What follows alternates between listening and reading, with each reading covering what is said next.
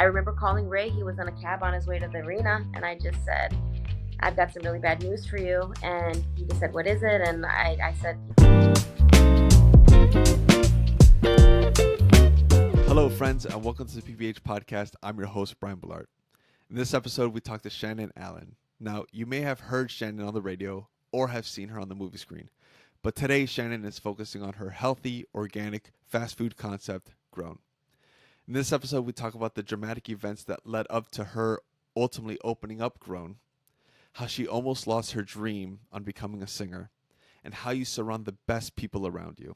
So, sit back, relax, and enjoy this episode with Shannon Allen.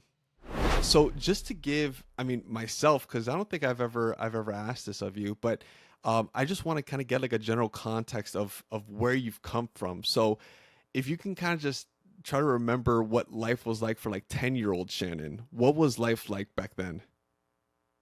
wow, actually, I haven't thought about 10-year-old Shannon in a while.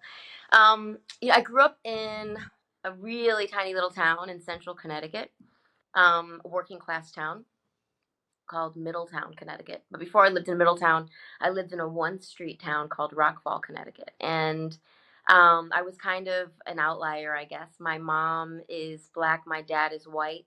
And beside myself, there was only one other child of color in our entire town. His name was Anderson Hall. So it's just Anderson and I in a very rural town, actually. So I went to public middle school, I guess middle school, yeah, elementary, middle school. I was very, very passionate about music. 10-year-old Shannon was a big time music lover. I was a Michael Jackson fanatic. I still am. I mean, yesterday, happy birthday, Michael. Yesterday would have been Michael's 65th birthday. I'm going to get emotional thinking about it. That's how much I love Michael.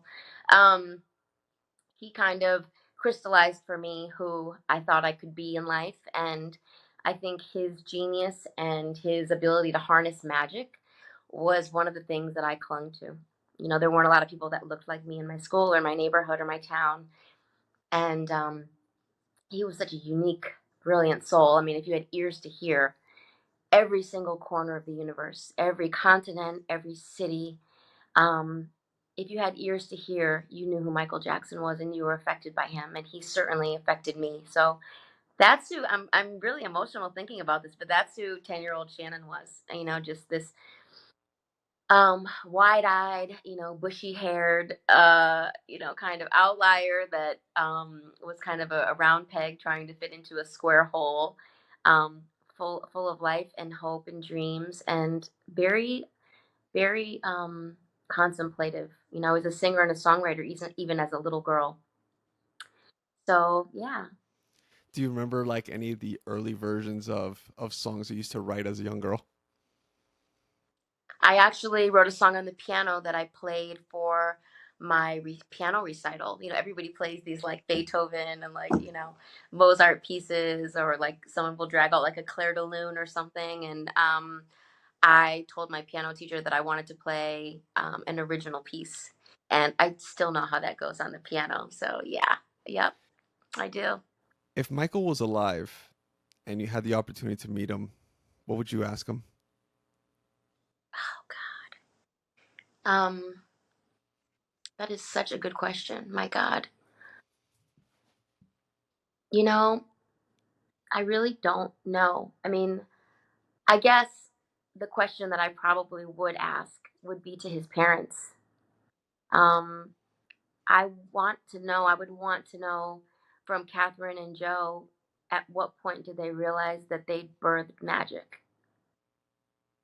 You know, I mean, I know how you feel about your son, about Roman, and he's magic to you. And I know how I feel about our daughter and four boys, that they are magic for me.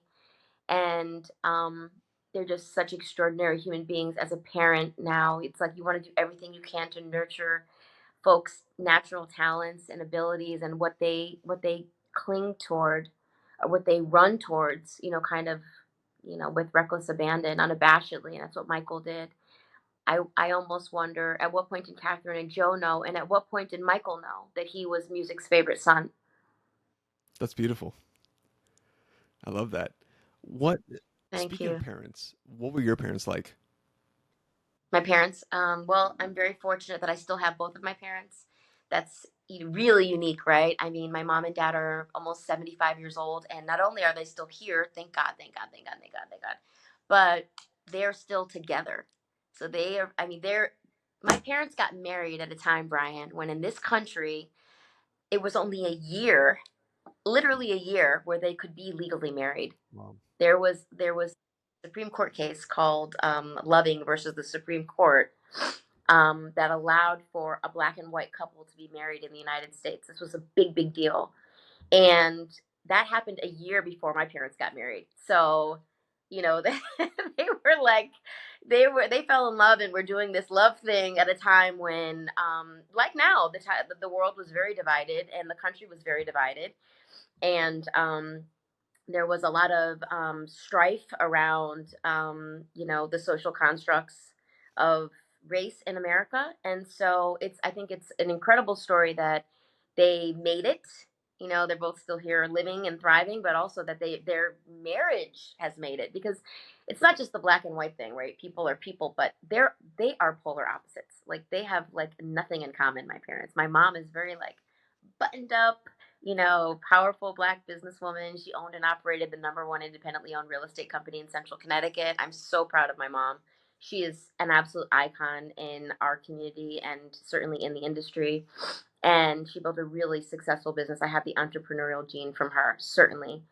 And my dad is kind of this like wild hippie, jack of all trades, master of nothing. He's very social. He's very creative. He restores wood boats. He's an oil painter. He does metal structures like a la Alexander Calder. He's a school teacher. He's a girls golf coach. Like, he's an incredible cook. My dad is just kind of like all over the place, and they're just very, very different. Well, Very, very different. But growing up, what kind of parents were they? I mean, first and foremost, my parents love us unconditionally. Literally. I mean, I'm almost 50 years old, Brian, and every time I get ready to leave my mom to get on the flight to go somewhere to come back to work or whatever, she whispers in my ear, "Don't you forget you always have a home to come to." And it's like, God, mom, I'm like 50 years old, married with a million and 50 million love insurance, and you still have a bed here for right. me. You So that is such a blessing, I think, and I hope that our kids, feel that as well. That this is a big, scary world, but it's also a very incredible, exciting world. But there is nothing. I don't think there's anything like knowing that you have, no matter how far away you fly, there's a soft landing place for you. So I think first and foremost, my parents, what were they like? They love us to this day. I mean, love us and just want us to be the happiest and best versions of ourselves, whatever that looks like, with no judgment. And I think that's really unique. Yep, I would agree. And you meant What about you? About your parents? Your parents are they in yes. Miami? So my parents, I grew up in Westchester. So for those who don't know, that's just one of the suburbs in Miami. During the time, it was Right. very old Cuban neighborhood, and yeah, I grew up pretty middle class. My dad was a dispatcher for a courier company, and my mom was she was a stay at home mom for a long time, and then she became a social worker. They did have like a very small stint where they owned a business. I think it was like if I'm not mistaken, it was a like some kind of health thing, like where I forgot exactly what it was. It was very short. It came and left pretty Okay. quick, and they sold it. But one of the things that I guess I remember the most growing up was my parents were also polar opposites. My dad was very much the safe guy. It was, get a safe job, work for the government, yeah, something that you get a pension, right? And then my mom was the polar opposite. I remember my earliest memory of kind of like entrepreneurship was I would constantly tell my parents like, "Hey, when you go to Costco, buy like those big packs of chocolates," because I would time it, I guess, the right way, but um, my parents would buy me these boxes of chocolate of like Hershey's and Reese's and stuff like that. And I would go door to door and I would tell my neighbors that I was doing like a fundraiser for school because they would always do like those fundraisers and I would sell them for $1. And that was kind of like, I guess, my first initial like entrepreneurial kind of thing, Awesome. where I was like, wait, if mom and dad, I mean, obviously it's 100% profit, but if mom and dad buy these candies for me, and I can sell them for $1, I make all this money. And then it kind Right. of transitioned into like garage sales, right? Like I would sell like my favorite toys or my favorite clothes, just because I wanted to, the transaction, the commerce. I thrived in like negotiating and all that, and it was a lot of fun. But my mom was the one who really instilled that in me. She was the one who said, "Hey, like whatever you want to do, shoot for the stars, right? Like be your own business owner, be your own boss." And my dad, I will never forget this, and I talk to my dad about this all the time. And when I owned a gym, I was constantly subleasing from people, right? So the safe route, right? It was all the risk was on the person that was owning the gym, and not necessarily me. I can kind of escape whenever I wanted to. And one of the gyms that I was subleasing from, we got a pretty big, sizable client base, and it went under, and we didn't have anybody, we didn't have anywhere to go. So what I did was I rented just some like 2,000 square foot warehouse, no AC, no nothing. I had no money to buy equipment. I took a loan from Josie's sister, which I paid her back like almost instantly. Um, and and I started this gym, and I never told my dad about it until like opening week. And when I told him about it, I was like, "Hey, Dad, I opened up this gym." And he looked at me. I'll never forget. He was on his recliner, kicked back, probably watching a football game or something, and he just said, "I would much rather you be a janitor than open a gym for yourself or open a thing." And granted, nothing against janitors, but that was the comparison that my dad had to make. He was like, "I would much rather you work just, at an entry level position anywhere, as opposed to starting your own business." And then 3 years in ish to the business, my dad actually came to his first class, and then he was like, "Hey, I was wrong, and I'm sorry." I want to ask you, like, why? What did he give you any reasons why he felt like getting a paycheck every 2 weeks was way more preferred for him than you taking this risk of putting up your own It shingle? was it was just the risk. It was ultimately he just Sure. he just did not want any kind of risk whatsoever. So for him, um, he's always played it safe, right? He's always and a lot of these opportunities, knowing my dad now and having conversations with him, these were opportunities that kind of just came to him, right? It was like a friend of a friend owned a business, or someone knew somebody, so they gave him this opportunity. um and he never kind of like went out there to go get the job, or he never kind of like hustled to go get the job. So everything was kind of like presented to him, and he just took the opportunities. So he's very much afraid of risk. And because of that, he kind of instilled that in his kids. But the thing is that he didn't know that on the other side of that, which was my mom. She was like, "You want to open up a skate park? Go for it. Open up a skate park. Tell me how you're going to open up that skate park. Tell me what kind of ramps are you going to put in there, right? How much are you going to charge for people to get in?" And she would really get my creative juices flowing. So yeah, that's pretty much Both. my upbringing.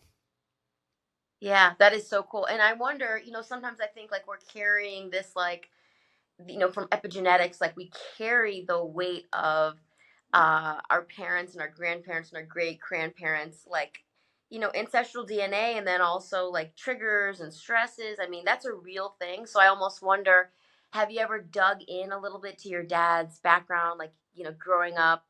Was it in Cuba? Your dad was. I know you said Cuban Yeah, so American. he grew up in Cuba. His parents were both pastors. So my grandmother and my grandfather were both pastors. And he like it's one of those things where they instilled like God and the church and all that so much into my dad that he essentially rebelled, and he Hmm. dropped out of high school. He didn't really hang out with the best people. His friends now are amazing human beings. Um, but he just didn't care, and he wanted to kind of like rebel against his parents. And then before that, uh, it was family from Spain then eventually came to Cuba. So, but yeah, that's I guess like my dad's upbringing is that he grew up in like in a family full of faith, and he just he just didn't want any part of it. He a little bit with my uncle and aunt as well. I guess they were just surrounded by it so much, and his parents were very strict growing up. So like no drinking, no smoking, stuff like that. That he just decided, I'm gonna do the polar opposite of that and see how that goes. So maybe it sounds like he was a little bit riskier in his younger Yeah, years. and maybe something kind of And bit him in the butt, and he said, you know what, I think I'm not gonna do this anymore. yeah, that's so cool. Yeah, no, I love hearing about kind of, where all this stuff comes from. Like, in my world, the entrepreneurial gene, we talk about this a lot, you and I, when we're talking about business. My mom's dad was the commissioner of minority small business for the state of Connecticut. So all of his children owned businesses. So like my mom, her sisters, my uncle Michael, my uncle Butchie, my aunt Inez, like everybody owned a business, some larger, some smaller, all different kinds of stuff throughout the years. And so I saw that. My grandfather really felt strongly that for black and brown people in America, certainly, and immigrants, definitely, the way to kind of get a piece of the American dream, or to be able to have some sort of, financial independence from the machine, really was to start your own business. And that's hard to shake when you've got that, a couple generations. Even his parents were farmers. They owned a farm, and they had a huge strawberry farm, and so they were small business owners in Massachusetts. And it's just like you keep going down this list, and you realize like folks were kind of doing their own thing. And so I definitely think there is a major plus to getting a paycheck every 2 weeks and letting somebody else bear the brunt of all of the stress of owning and operating something. My mom actually will say, to everybody in her life, get the paycheck, because she knows what it's like to run a small business. And, obviously now I do and you do. And it's really interesting, though, just to see how it all kind of comes Yeah. together. So, So just yeah. just talking about like nutrition and health, and I know that you mentioned your dad was like the cooking and all that.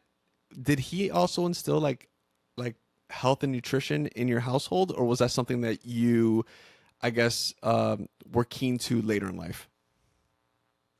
So my dad, without knowing, really was a very big, inspiration behind Grown. He grew a massive organic garden in our house growing up. I would wake up first thing in the morning, and I remember like being in my pajamas, grabbing a salt shaker out of the kitchen, walking into the garden, and having like a tomato or a cucumber for breakfast. That was not unusual for us. He was all about growing, real food. He grew. I remember one summer he grew so many tomatoes that he called all of my mom's sisters. She had three sisters. So, and he would say, "Listen, I've got tomatoes coming out of everywhere," and he actually would grab all the tomatoes and put them in big black plastic garbage bags and drop them off at each one of their homes so that they could can and jar their own tomatoes for tomato sauce or stews during the winter. That's how people, like, I grew up in the 70s. That's how people lived. I'm a little bit older than you. Most people, they were kind of like doomsday preppers naturally. Like my parents canned and jarred their own like raspberry jelly and strawberry jam, and they made like blueberry preserves. And when it was the winter time growing up in Connecticut, like it wasn't normal to get like a jar of canned tomatoes or marinara sauce. My dad would be like, "Hey, I'm getting ready to make bolognese. Go in the basement and get me a jar of tomatoes." Like they had canned and jarred all this stuff. They even made their own pickles, and they did this while working full time jobs, right? So yes, he is a huge inspiration for how we eat and live. And my dad, he had a lot of very, I think, forward thinking ideals around food and health, wellness, with before it was a buzzword, right? Like I can remember growing up, we always ate dinner at the table. That's very unusual now. It's What a very concept. unusual to see. It's a wild concept, right? For families to sit down over a meal that they prepared together every night. Busy parents working, two parents working in a household, which is, I totally am on board with that. But kids coming in from different times with sports activities or music lessons or dance or gymnastic or whatever, debate club. it's really difficult for parents to get, or caregivers to get, a meal on the table that everybody can share. But that was a non-negotiable for my dad, and it's a non-negotiable for us in our household. We sit around a family table every night for dinner, no matter what is happening. If my older boys have basketball practice until 9:30, we wait and we all eat at 9:30 when the older ones get there, right? Like, it's not like a separate meals thing where, like, if I make chicken piccata with, penne alla vodka and sauteed broccoli and a Caesar salad, and somebody's like, "Oh, mom, I don't want chicken piccata tonight," and I'm like, "Oh, don't worry, go make yourself some oodles of noodles or ramen." No, that doesn't happen. I make one thing, and everybody can eat it with all of their, like, preferences and allergens and whatever. But that was a big thing that my dad was serious about. Like, there's no other food. You eat what I make, or you don't eat, right? And, like, in the middle of the night, you come down and you scrape together a peanut butter and jelly sandwich. Um, and then another thing that my dad did, which I think is, again, probably controversial, we didn't have drinks at the table. He Hmm. wanted us to eat our calories, which is a lot of science around that, right? Like, I would go to friend's house or to my cousin's house, and they had, like, lemonade or iced tea or Kool-Aid or a soda at the table. My dad didn't even put cups on the table. We had our meals, and then if you were thirsty, you could get up and get a cup of water or milk. There was none of this juice at the table thing. So we ate our dinner. Like, we literally ate our meals. So it sounds like child abuse. When I say it out loud, and my kids definitely can drink at the table, but he wanted us to eat the meal that he prepared, and he wanted us to eat it when it was hot, and he didn't want us to fill up on calories from a soda. And I guess, if you look at, like, the obesity trends now for kids, a lot of it has to do with high fructose corn syrup and the stuff that we're drinking, not necessarily the things that we're eating. So he probably was ahead of the game Yep. there. Well, about eating at the table, I think that was one thing that my parents also instilled in me, which was no matter where you are, what you're doing, we're all eating together. And I would remember like being outside playing basketball or football or whatever it is in my front yard, and the sun goes down. My mom's coming outside and she's yelling my name, and Yeah, before those. yeah, back where people were still outside playing, riding bikes, getting hurt, scraping up your knees and stuff like that. Um, and she would call me every night, and I would sit down at the table, sweaty. It didn't matter, like I didn't take a shower or anything like that. No, we are sitting down and we're enjoying a meal, and then that's the moment where outside of like the small talk where you first kind of like see your parents after school, like, hey, how was your day, and so on and so forth. That's where we kind of had the conversations, which was at the table. And you're right, like my dad would also just, you're eating what you're eating, and if you don't like it, you can kind of just sit here and wait for it to go cold, or you can shelf it and eat it later or whatever. But we're going to sit here as a family, and once everyone's done eating, we're all done. We leave, we go, go about our business or whatever. But it was just that important time to sit down as a family, connect. Um, and I think, and you might agree with me here, we were fortunate enough where like cell phones weren't like a thing. So there Yeah, was never a distraction, right? We were never distracted. yeah. It was the only distraction you had was the food and whether you liked it or not. Right. And I also think we're fortunate in that we had dinner, right? I mean, we're living in a time now where, so many children live in food deserts, and having dinner of any kind, let alone a hot meal that somebody was able to prepare with their own hands, is actually a real luxury. And I think that's something that I'm very conscious of also, that I'm saying to you, like, this is something that was a non-negotiable for them, but it was something that they were able to do. And my dad was a school teacher, and he was a carpenter, so he, did extra stuff on the side.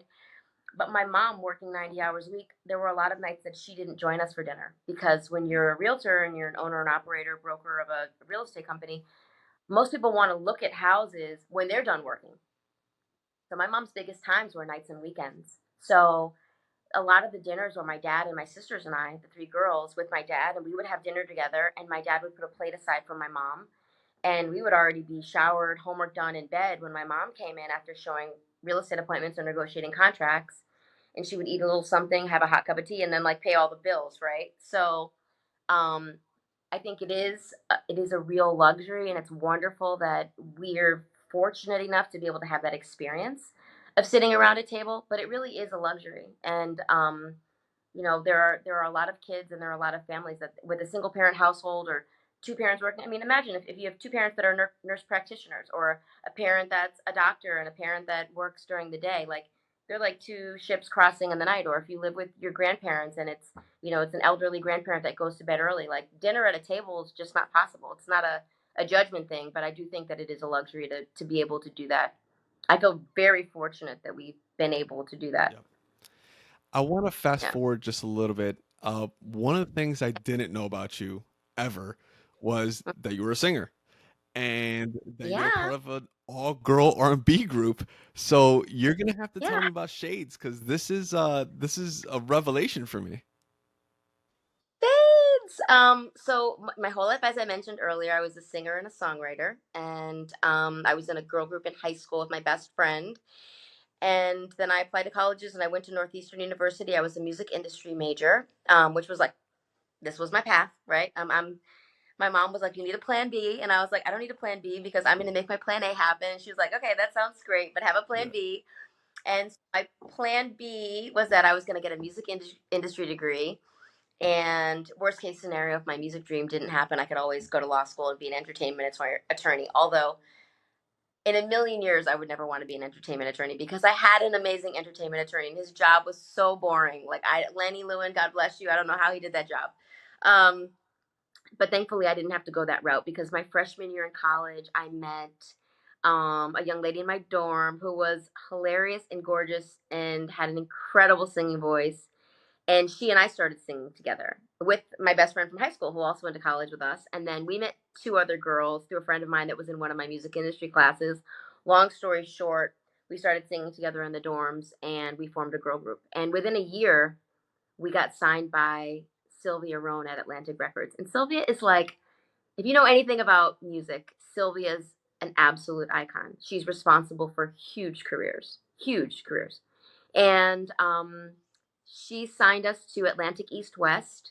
We recorded a full album and did all of our like photo shoots and stuff. I was in and out of New York City and living my dream, Brian. I mean, I left college and was living my dream in New York City. It was unbelievable. I don't remember a lot of it, if I'm being honest with you, because it was so long ago. But the girls were amazing. The music was incredible. I was in recording studios all night. I was doing photo shoots. We were getting ready. And then Sylvia got fired from Atlantic East West right before our album was getting ready to come out. Now, just to give you like some like reference for what time this was so that you can put it in your mind in like a real place, we were signed to Atlantic East West when Brandy Norwood was signed to Atlantic East West. So we were getting ready to come out with our first single right before she dropped her first single. What was that? I Want to Be Down. Do you Yes, remember that yes, I song? do. I want to be Yeah. down. So was getting ready. We would see Brandy in the office. The other person that we saw in the office all the time was Robin Thicke. Oh wow. I don't know if Yeah. Robin, yeah, was Alan Thicke's son, incredible songwriter. So we actually went to the studio with Robin. He wrote some songs for us. This was like mind blowing. So at any rate, Sylvia left Atlantic East West, and we were like had our album, but we were shelved. We had all this like these photo shoots and everything, and it was like, oh my god, my dream! I was right there by my dream, and it was like not gonna happen. And so the girls and I were like, oh my god, what are we gonna do now? And my mom, who never like meddled in my life, and who was like the consummate businesswoman, sends Sylvia like a beautiful floral arrangement with a handwritten note and says, "I'm so sorry to hear that you're changing positions, but I know that you're going to land in an incredible new home, and I wish you nothing but the best. But my little girl who left college to be on your label with her best friends and to do this music thing, her dreams have been deferred. And would you be so kind to allow them to use their masters and some photos from their photo shoots to try to go out and shop for a new deal?" And Sylvia said yes. This never happens in the music industry. Wow. Like, never, never. You don't get your access to your masters. You don't get access to the music that you recorded. It doesn't belong to you. But she said yes. And so we actually didn't leave with nothing, right? Like, um, Denzel Washington has this great quote where he says, like, I'm gonna leave with something. Like, we left with something, right? So we took those recordings, whatever they were, DATs, or I don't even remember, and some of the photos from our photo shoots. We went out and shopped ourselves to a few other labels, and we were seen by Glenn Parrish, who was in Heavy D and the Boys. Glenn G was Parrish, and Eddie F. Farrell, and Andre Harrell, the late great Andre Harrell, the Kingmaker, and they signed us to Motown Records. And then, the kind of the rest is history. We recorded a whole new album, did a ton of new photo shoots. We released a single that was a hit. Traveled the country. I lived my dream. I got a chance to, stand in a massive stadium and hear 17,000 people sing the words to the songs that we had written in the studios, and it was pretty incredible. That's amazing. Is there anything that you miss about the music industry? Well, I do miss the creative process. Like 2 years ago, I started helping a really good friend of mine put together some songs and record again for her album. And I started writing and recording some of my own stuff again. And then all of my boys are singers. So, like, my oldest son, Ray, has an incredible singing voice. So does Walker. Wynn plays the baritone and the euphonium. He's amazing. And Wiston's got a great singing voice. So now I drag them in the studio with me. And that is unbelievable. Like, I mean, talk about tears in your eyes going into the studio with your kids and to hear them and to see them doing something that you love. I don't know if it's the same feeling like my husband has when he watches them play basketball, but for me, that kind of that creative energy of singing and recording and writing and recording is like you're connected to source energy. So I'm like my whole body buzzes when I'm doing that with them. But yes, I do miss the creative process. I miss being in the studio every day. I miss, writing and producing. I was an actress also. I'm still an actress, but I was, working actor for years in between New York and LA. And I miss being on sets and call times and that whole process as well. I mean, the creative energy is the same energy that I used to create Grown, by the way. It's the same energy, creating the thing you wished existed, pulling an idea, from source, pulling an idea out of the air, and then making it into something tangible is wow. It's like it's a gift from God to be able to do that. Um, so yeah, I do miss it. I do miss the creative process for It's sure, but I still do it's it. funny that you mentioned the creative process and how it kind of translates into grown, because that was going to be my next question, which is Yeah. what lessons, or yeah, we'll call them lessons. What lessons do you feel like you've learned from acting and from singing that has translated into ultimately, this entrepreneurial journey of grown? Mm. That is such a great question. I mean, I think first and foremost, it's the same energy. When you and Josie are preparing baked goods from your company, or you're preparing a meal for Roman, or you're having friends over for dinner, and you're like, okay, what do I have in my refrigerator? I've got chicken, I've got red peppers, I've got green peppers, I've got onions, I've got garlic, and I think I see some potatoes in there. What am I going to make with this?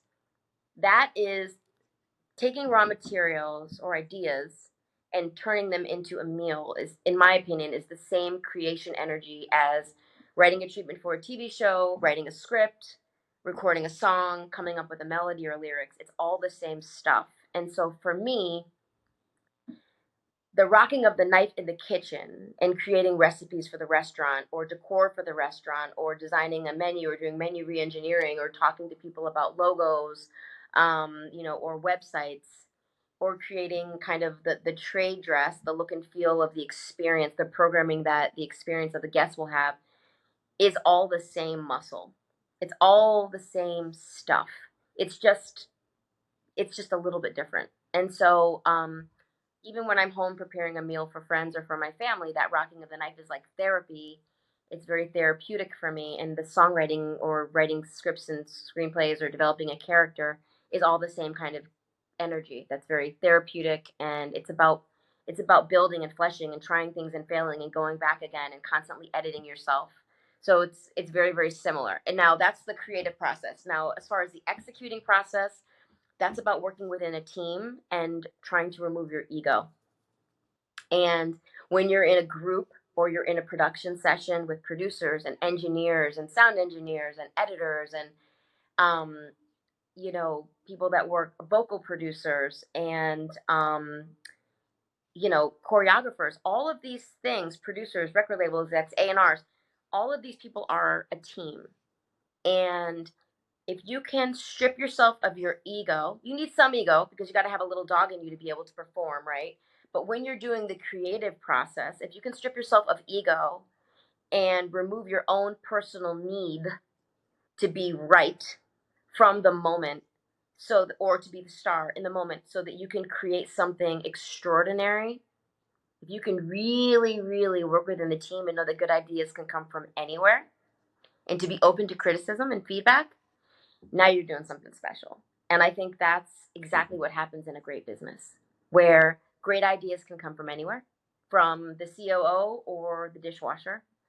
A lot of times the best ideas come from the dishwasher if you're smart, because they know how to work every position in the restaurant and they're probably the most important person in the organization, um, fundamentally, right? Because if your dishes aren't clean, people can get sick and you can't have that. So there's there is this really important thing that happens about working within a team. And that's definitely something that I've learned from my husband as well, kind of through osmosis.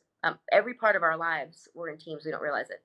Our schools, our kids' sports, our churches, your parents are both pastors, mentorship that we get from other entrepreneurs, the actual structure of your organization, your family life, your friend group, right? Like who you golf with, the beauty salon that you go to, you see the same people every time you go. Those are all teams, and they all have to be working in concert with one another, in orchestra with one another. So it does absolutely always touch back to my formative years as a musician. What do you do to surround yourself with the right team, right? Because sometimes, there's bad hires or there's people who you may be forced to work with that ultimately just is not your person. So how do you manage to find the right people around you to make sure that everyone ultimately succeeds or we're driving the mission forward? It's really hard. I don't think that there's any real answer. I think that you go into every situation and you try to really, you know, pay attention to what people are doing, and not just what people are saying. And I think ultimately it has to be about how well the person does their job and how they affect your overall working environment. Um, it's not personal. As a leader, sometimes I'm constantly telling people in my organization, like, you don't have to be this person's best friend. You don't have to go out to dinner with them when this day is over with. This isn't someone that you have to tell your deepest, darkest secrets to. But this is someone that is equally as good at their job as you are good at their job. What you have to do is learn how to respect each other and to work in concert with one another. And that's very difficult for people to do. But a lot of times I'll tell the people in leadership positions in our company, when someone else takes their role and they treat it as though it is their individual business, right? I was talking to our dishwasher again, Anton Jones, the other day, and Anton and I had a meeting, and we were talking about professionalism because he's such a professional. He's been with me from the beginning, and he was saying, I treat this part of the business like it's my business, like I own the business. And I said, right, because you're a natural leader, and no one that comes into this restaurant right now can do your job the way you do it. I don't care if they were trained by a Michelin star chef. They can't do what you do for grown with the level of experience that you have at this point, because you truly are an expert at your job, right? And so if you're a great leader, you empower every single person on your team to not only be an expert at their job, but to take ownership of their job as if it is their business that they own. And you don't have to micromanage people at that point. You might have to do some tweaks here and there and constantly inspire people to just, do more things that they love. But I think it's a great. I tell people all the time that are like in leadership roles, like, this person's so good at their job because you're good at your job. You've inspired them to be this good. So, but it's really hard, Brian. I mean, I don't. How did you guys treat it? Because you're actually like, you're like a major COO. Like, how did you do it? Because a lot of times I take notes from you and Josie about hiring, because hiring is really difficult. Hiring is difficult. And I don't think it's more of an art than a science. So Totally. it's one of those things where it's just asking the right questions. And most of the questions, and I learned this early on in my career, is questions regarding the position are irrelevant compared to I guess like the situational or learning about people in general, right? So just learning about like their personality, making sure that you have like a well sharpened bullshit sword, right? Just to make sure that people are just not trying to BS you or anything like that. But ultimately, when I'm having interviews with people, I just like to get to know them as people, as opposed to, are you good at this position? Because ultimately, you can teach someone a job, right? And I understand Right. that the higher you go, the more expertise you're looking for.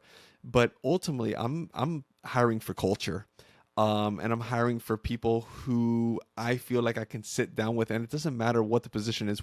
I personally hired every single person, um, and the reason why is because I'm going to see you every single day for 8, 10, 12 hours a day, and I want to be able to sit down with you and have just a genuine conversation. Let's not talk about work, right? That we talk about this kind of stuff, 8 to 12 hours a day. Let's talk about your family. Let's talk about what you're into, what your hobbies are, what are you reading, what are you listening to, what kind of music do you like? And ultimately, I feel like the people who we've hired more for culture have stayed longer than the people who we hire for expertise. Because ultimately, it just becomes, whether it's creative differences or just not a good mesh culturally, they seem to wean themselves out a lot faster than the people who we hire, just because I genuinely like you as a person. So that's what I would say when it comes to like the hiring process. So you have a I don't want to work with assholes Yeah, policy. yeah, it's just no assholes here, please. Uh, Right. I, It's just too much a day, yeah, right? this is my bubble, right? This is like my ecosystem here, and I just want Hmm. what's best for my ecosystem. I don't want a bad apple to come in or a virus to kill everything that I've in my ecosystem. I want my ecosystem to thrive. And what do? You Yeah. you need sunlight, you need air, you need water, you need specific things that are gonna help you thrive. And I think putting those pieces together, like you said, it's very hard, and there isn't like an exact science to it. It's just trial and error, and just hoping, and you don't want to cross your fingers too much, but you definitely want to vet out people, especially for culture, as much as you possibly can. Yeah. No, I totally agree with that. It's about the ethos. And I think, one of the things that I think, we think about a lot is that this doesn't have to be your forever career, right? I mean, we run an organic certified fast food restaurant. So we're going into it in the hiring process knowing that we want to make this great for people as well as we want to be able to make it great for us, but that this might not be a forever position, and that's okay, because if somebody's smart in any situation, they're going to learn every bit of the restaurant. They're going to want to learn every single position. They're going to want to learn, what POS system do we use, what kind of organic flour do we use, why is the salmon cut on a bias at 6.5 ounces, what is the deal with how long do we hot holding stuff, how come we don't have anything in a freezer, why do we buy just in time. Like, if you're someone that really loves food and wants to work in a restaurant environment, or even envisions yourself owning your own operation at some point, learn every single thing that you can. So when people are there with us and they do that, and they have the desire to then level up to a different kind of a position or a different kind of a job, or maybe more formal dining, etc., we're always so pleased with that. Not that we want to lose anyone that we love, but if we're doing a good job and we're doing right by them, then this is a stepping stone, right? It's not a final resting place. And Yep. so I think there's a that also that you have to kind of have in your mind, that it's like there's a little bit of it's like season, reason, lifetime, right? And that's okay too. So yeah, I think it's definitely more art than science for sure. And I do not pretend to be this like genius on hiring people at all. I think a lot of times actually the business probably would be way more successful if I ran it less like a family and more like a business. But that's kind of my leadership style, is that I really do care genuinely about everybody that's working with us. When there are problems in their family, when there's people that get sick, when family members pass on, when there's a stressor, um, I have to know about that. And I even if it puts Grown in a funky situation sometimes where we have to close early because a family member's granddaughter came off of a flight and only wants their grandmother. Like, if I don't care about that, then I'm not caring about my team, and how can I expect them to care about what goes on in my personal life? So yeah, there's a lot to that. I love it. And I guess, well, I want to talk about Grown because we can, I think we can talk all day, and I think people are starting to get a general gist of what we normally talk about, and it usually kind of hangs around here, around these kinds of topics, Right.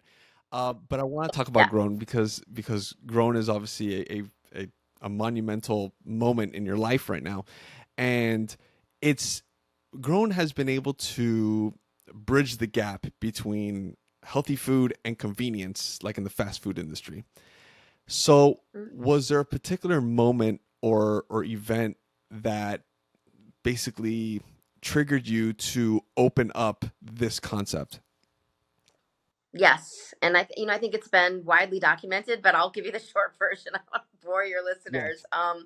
In 2008, our middle child Walker was diagnosed with type 1 diabetes in a very dramatic fashion. My husband Ray, who's arguably the greatest 3-point shooter in NBA history, I mean, nobody's arguing about it. He just is that guy.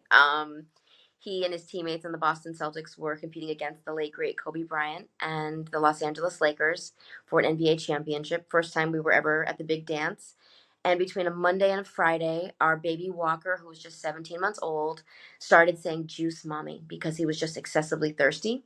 And he was a little guy. He only had about 50 words in his vocabulary, and juice wasn't one of them. But between a Monday and a Friday, he taught himself how to say juice mommy because he was just going through liquids like crazy. And then he started getting super lethargic. And then he started peeing through his diaper, which was incredibly unusual.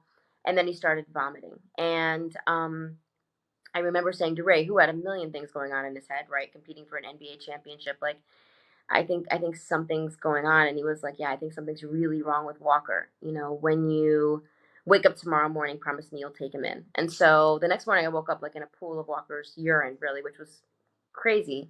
Um, and I called the hotel concierge and asked if they had a doctor on staff because I was all the way in California and had no family or friends really out there.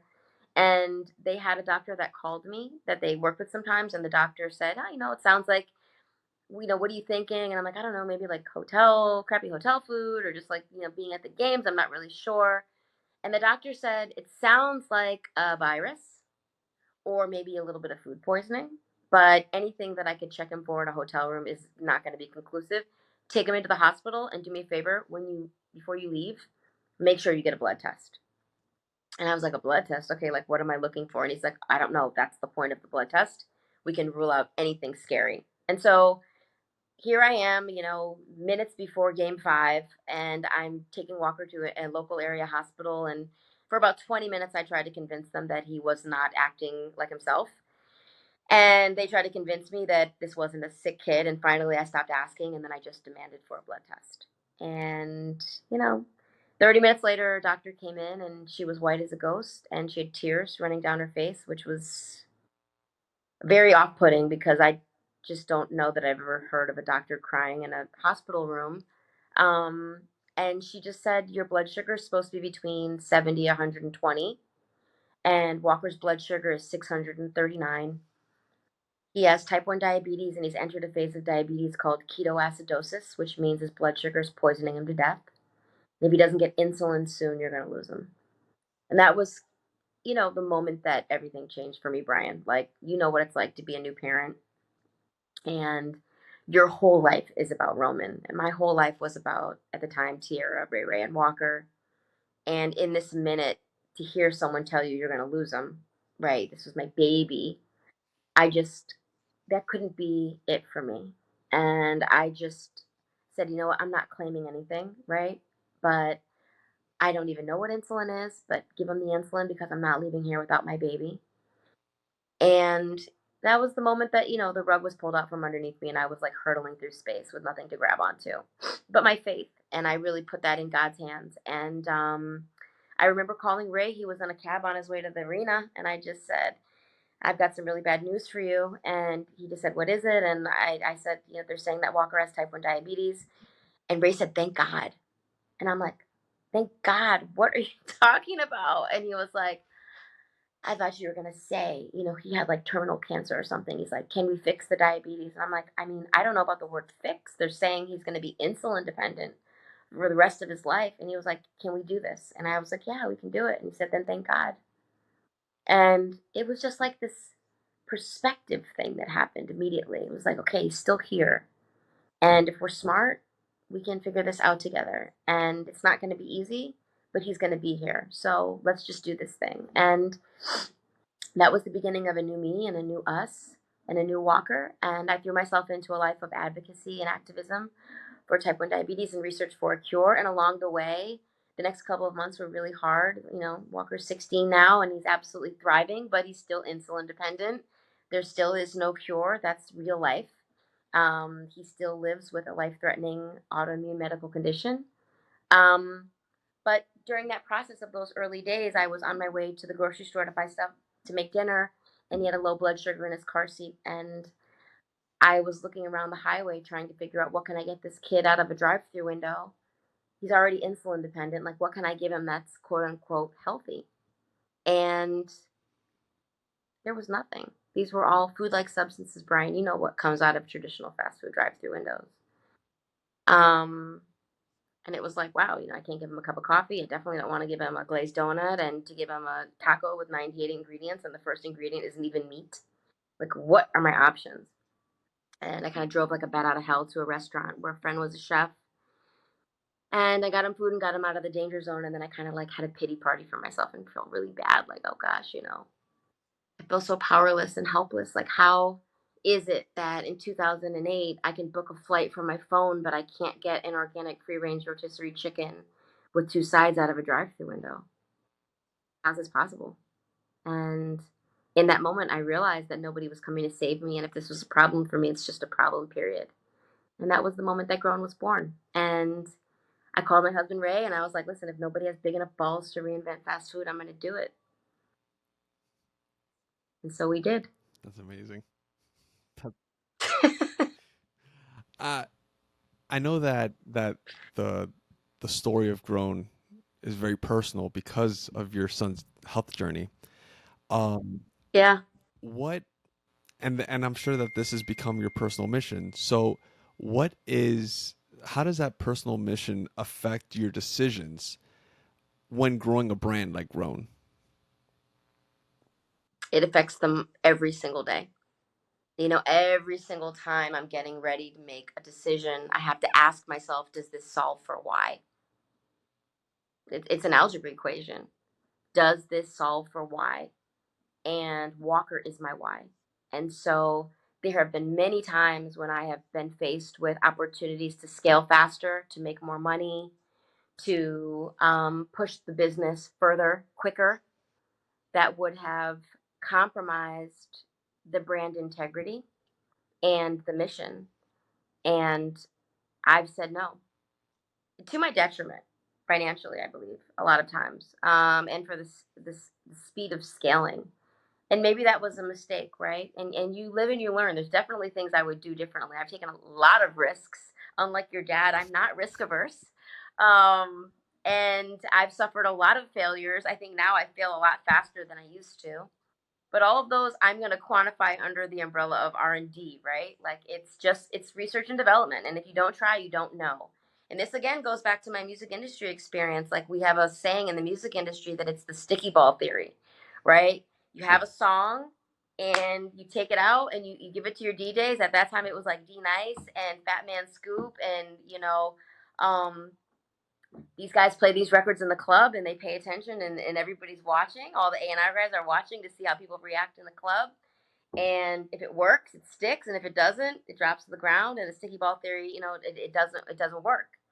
And that's kind of what you have to do in business too. Like I don't know if there's a single business in the history of business that is exactly what was designed in the beginning and what it is at the end of the trajectory of the business's design, right? Like, I mean, Jeff Bezos, my God, he was selling books online. Now he's selling everything online. So there is this trial and error thing that has to happen. But for me, it always has to solve for why. And if it's not, then I'm not being honest with myself, and I'm not being I don't have integrity to the mission, and I'm not, holding up my promise to Walker. And so that's kind of what it is for me. Um, but that's okay. Maybe it'll take me a little bit longer. Maybe the scale's a little bit slower. I know that scale loves speed, but in this particular instance, we're building something that's never been built before. There's no blueprint for this thing, reinventing the fast food experience. It's been done wrong for 60 years, so it's going to take a little bit of time to get into the hearts and the minds of the consumer that it can be done differently, and I'm okay with that. Well, talking about scale, um, thankfully, people are slowly starting to wake up to food. And Yeah. because of that, brands like Grown, I feel, are set up for massive growth in the future. So what is hmm I, just knowing these trends, what is your vision for Grown and how do you plan to innovate within the next, let's say, 5 to 10 years? I think ultimately my vision for Grown is that it stands alone as a concept next to all of the other fast food, iconic brands. It's not gimmicky. There's no celebrity tie-in really. I mean, obviously people know that my husband Ray and I are co-founders, but there's not like some big shiny photo of him, in our iconography or any of our IP. Grown really is just real food cooked slow for fast people. This is the kind of food that you would cook for yourself or your family or your loved ones if you had the time and the resources to do it. Um, I had a friend who was a very successful franchisor and franchisee who was really the modern day father of franchising, who said to me that, if McDonald's was a PC, Grown was an iPhone X. Because we do breakfast, lunch, and dinner with the convenience of a drive-through and at-home delivery and a very robust catering business. Um, but it's accessible and affordable to most people. And it's organic certified. So it's really about the fact that it's real food. And to your point, Gen Zs, millennials, whoever's coming next, I can't even remember what the next is. It's like alpha something or other, but people want to eat differently. People are at home cooks now. They are very specific about their preferences for eating, whether it's being vegan, being vegetarian, being, an ovo-lacto vegetarian, or eating keto or paleo, or, expressing, publicly what your food allergens are. I mean, even me, my God, when I first started Grown, I didn't have any food allergies. Now I'm gluten intolerant. I can't eat almonds. I can't eat blueberries, cantaloupe melons. I'm allergic to hot tea. Like, I've got a list of things that I can't eat. I can still eat something at Grown. I can find something on the menu that works for me. Um, and I think that restaurants have to catch up. Food concepts have got to catch up. People are so smart now. The consumer knows exactly what they want to eat, how they want to feed themselves and their loved ones. They want to know that the ingredients are trustworthy. They want to know that the people that are preparing the food aren't just paying attention to time and temperature and, you know, in a sanitized environment. They also want to know that people love food. And then when it gets to the ingredients, people want to eat single ingredient foods, right? Like a bag of Cheetos is not fast food. A banana is. You peel it and you eat it. Done. Right? Yes. So that's the people are paying attention to now. They want to eat single ingredient foods, and they want to pay attention to soil health, and they want to know where this food was grown. Most people want to eat local now. They want to support local farmers and local makers and creators, people that are doing things in small batches, and that they care about regenerative soil health and proper practices in farming and animal husbandry. Like, there's a lot going on in the world, and my kids and your kids are leading the charge. So it's going to be really difficult for people to get away with showing up with, you know, food like substances with pink slime and shiny plastic packages going forward. People don't want it. Yep. They don't want it.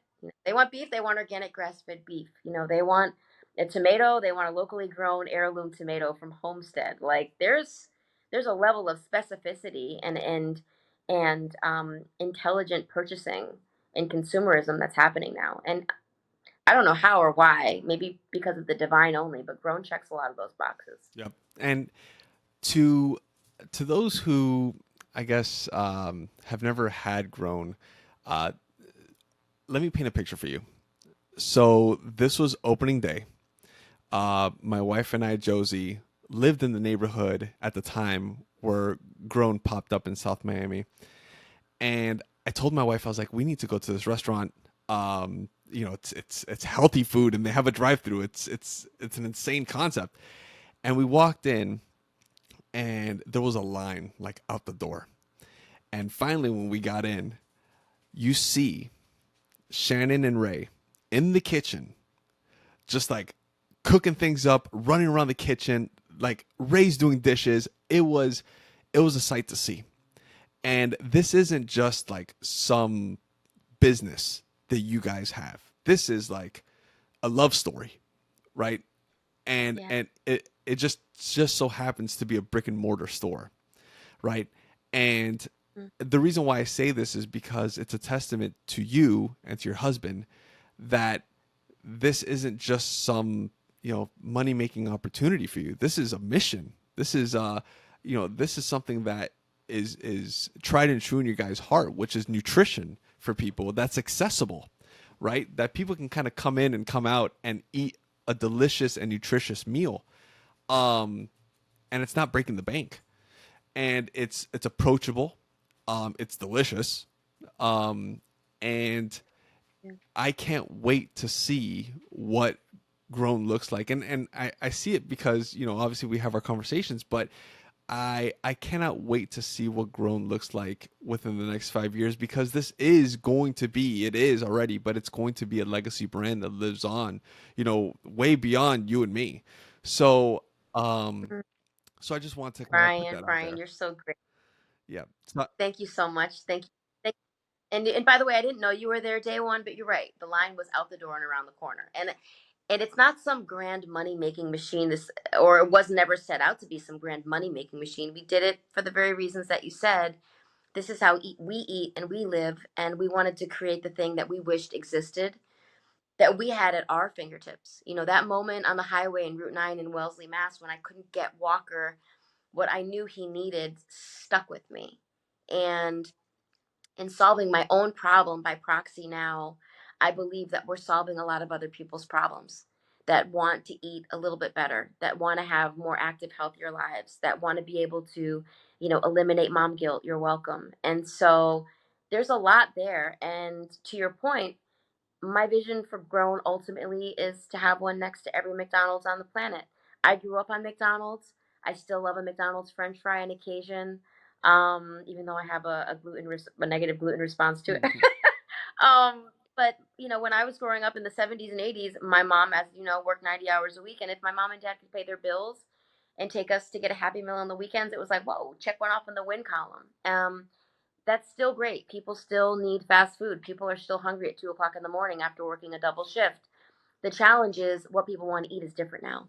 And so the rest of us have to catch up to meet consumer expectations and desires. And that's what Grown has done. And so I do believe with my whole heart and soul that God's vision for this and using me as a vessel is that Grown will be in airports. Grown will be on college campuses. Grown will be on busy stretches of highway and in communities.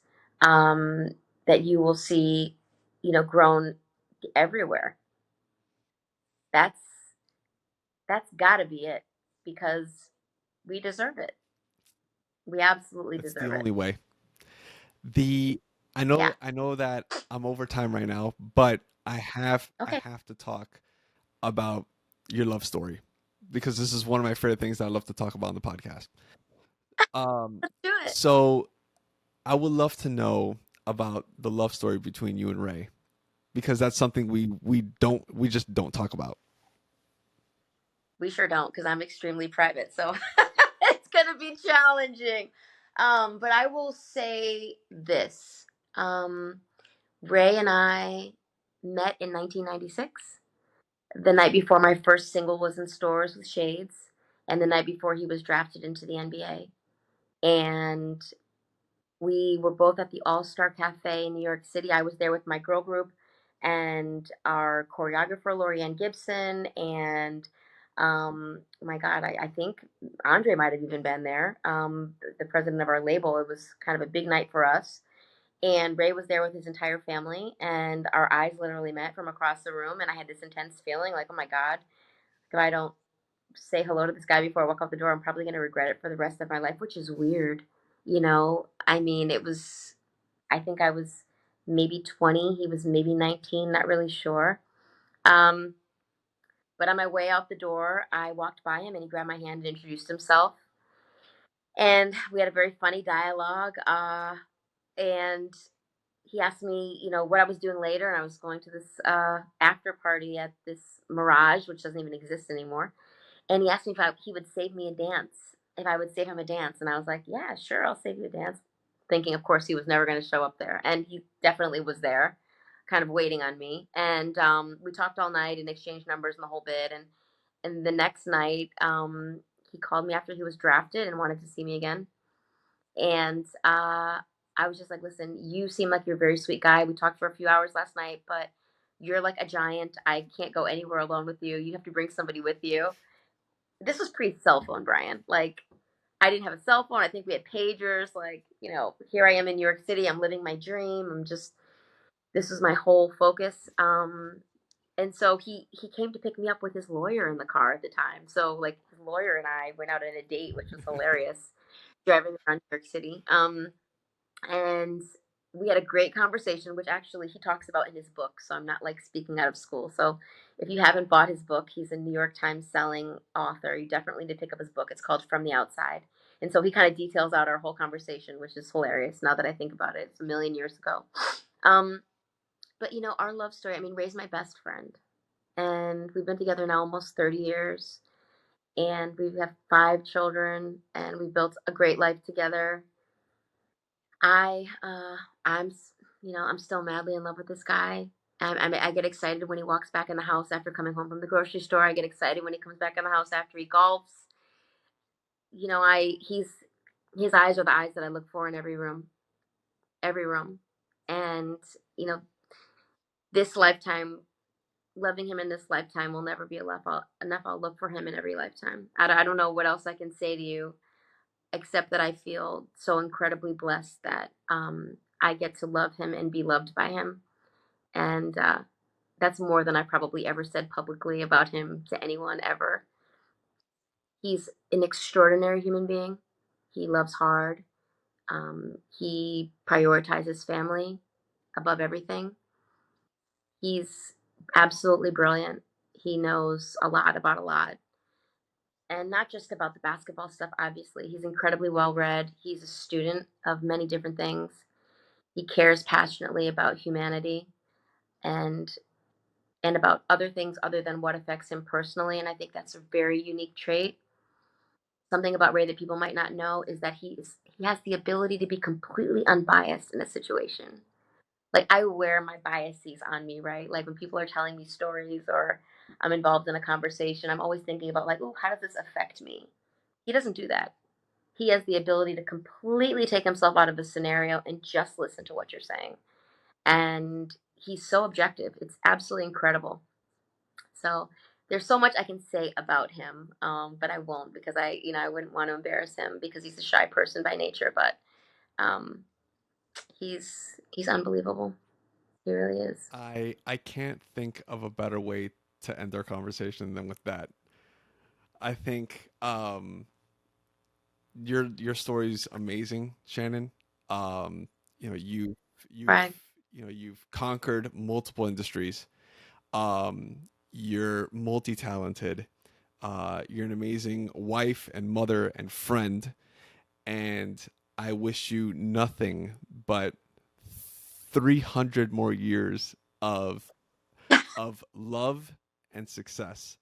So Thank to this, you. my friend, we'll end our conversation here. If anybody wants to learn more about you or Grown, where can they find you? They can visit us at grown.org. and on Instagram, Grown, just the word Grown, GROWN. We also have our sister company, lunchology.co on Instagram or grown_southern. But if you just go to grown.org or grown on IG, you'll get all of the stuff. Brian, thank you and Josie so much. You guys have been such an incredible, incredible friend to us at the business. And I've loved working with you and knowing you and for your mentorship. You know, our conversations have gotten me through some really tough times in business. Lord knows with COVID and all of the challenges that we get down here in South Florida with wind events, having the opportunity to brainstorm with you and just, throw stuff against the wall has been such a privilege and an honor. So I wish those same things back for you. God's abundant blessings on your house and your family. The feeling is mutual, my friend. So, with that, Thank- everyone check out Grown, check out Shannon, find her, find Grown, try their food. It's amazing. And if not, in a couple of years, it's probably going to be in your neighborhood. From your lips to God's ears. Thank Thanks, you. Brian. Talk soon. Hello again, friends, and thank you so much for watching this episode of the PBH Podcast. If you could just do me a really quick favor and subscribe wherever you subscribe to podcasts, whether that's on YouTube, Spotify, Apple iTunes, or wherever else. I would really appreciate it, and I will see you on the next one.